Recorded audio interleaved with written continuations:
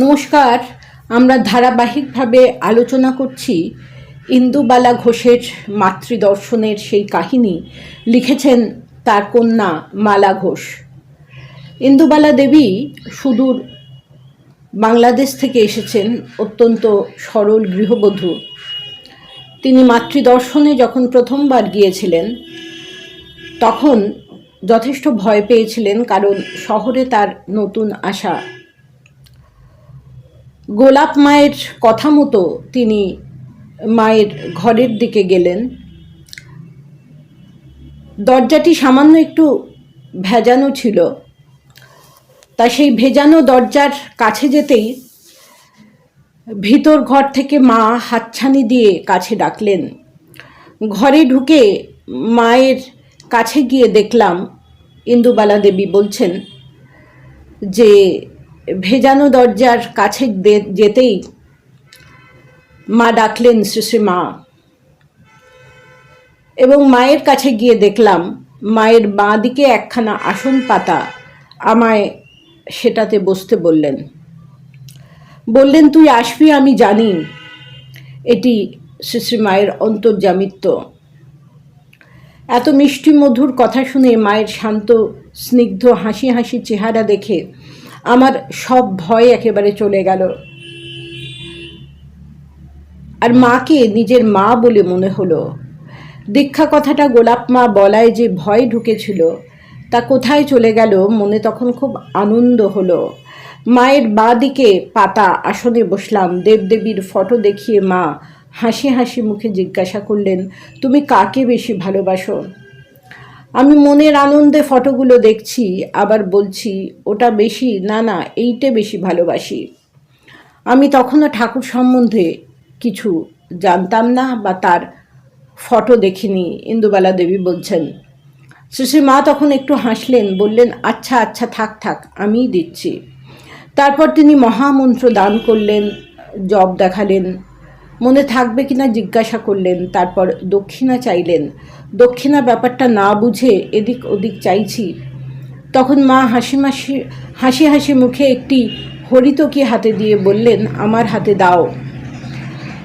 মা নিজে অস্ফুট স্বরে কত কথা বলতে লাগলেন। এই কথাটা শুনলাম, আমার ইহকাল পরকাল আর কিছু বুঝতে পারিনি। অর্থাৎ ইন্দুবালা দেবীকে শ্রী শ্রীমা দীক্ষা দিলেন এবং তার ইহকাল পরকালের ভার নিলেন। এই রকম অনেক মানুষ মায়ের কাছে এসেছেন যারা মায়ের সম্বন্ধে, ঠাকুরের সম্বন্ধে কিছুই জানতেন না। শ্রী শ্রী মায়ের অহেতুকী কৃপা তাদের উপর বর্ষিত হয়েছে। শ্রী শ্রী মা ওই হরিতকিটি দিতে বলায় আমার মা সেটি তার হাতে দিয়ে দিলেন। শ্রীমাতা গ্রহণ করে রেখে দিলেন। দক্ষিণা সম্বন্ধে তার কোনো ধারণা নেই, তিনি কিচ্ছু নিয়ে আসেননি। মা নিজেই একটা হরিতকি দিয়ে বললেন, এটা আমার হাতে দাও। দীক্ষার পর ঘরের বাইরে এসে শ্রীমা তার বস্ত্র দিয়ে আমার মাথার চুল মুছিয়ে দিলেন। দেখুন কত কৃপা। তিনি অত্যন্ত সরল তো। মা যিনি গুরু, যিনি ইষ্ট, তিনি নিজের বস্ত্র দিয়ে সন্তানের চুল মুছিয়ে দিচ্ছেন।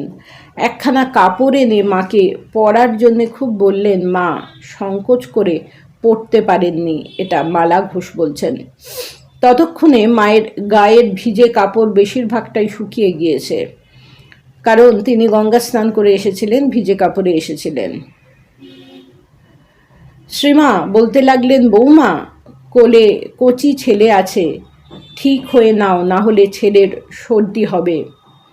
কাপড় বদলের অত দরকার হয়নি বলে আমার মা শ্রী মায়ের কাপড় পরতে সংকোচ বোধ করেছিলেন।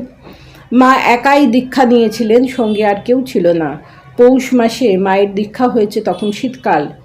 তার মাথায় এত চুল ছিল, রাধুদি চুল নিয়ে খুব নাড়াচাড়া করে আনন্দ পাচ্ছিলেন। কাউকে ডেকে সেটি দেখাচ্ছিলেনও। আমার বাবা ফুল ফল মিষ্টান্ন ইত্যাদি কিনে নিয়ে এসেছিলেন। শ্রী শ্রী মা বসলে আমার মাও বসলেন। বাবা শ্রী শ্রী মায়ের চরণ পুজো করলেন, কত মন্ত্রতন্ত্র বললেন। মায়েরও ইচ্ছা হয়েছিল এইসব বলার, কিন্তু অত মন্ত্রতন্ত্র তো তিনি জানেন না, তাই শ্রীশ্রীমা বলেছিলেন, যা দিয়েছি ওতেই সব হবে। মা যা পারলেন তা করলেন শ্রীশ্রীমায়ের চরণতলে বসে। বাবা হলুদ আর সাদা ফুল এনেছিলেন। মাতা ঠাকুরনী হলুদ ফুল দেখে খপ করে তুলে নিয়ে বললেন, কি সুন্দর রং। বাবা বললেন, মা, এ তো আপনারই সৃষ্টি। শ্রীমা মৃদু মৃদু হাসতে লাগলেন। তিনি বললেন, হলুদ ফুল আমি ভালোবাসি, ওটা আমার বাঁ পায়ে দাও। সাদা ফুল ঠাকুর ভালোবাসতেন, ওটা আমার ডান পায়ে দাও। মা স্বয়ং বগলা, তাই তিনি হলুদ ফুল ভালোবাসেন, আর ঠাকুর শিব, তিনি সাদা ফুল ভালোবাসতেন। বাবা সেই মতো করলেন। শ্রীশ্রীমা আশীর্বাদ করলেন। বাবা নিচে নেমে এলেন।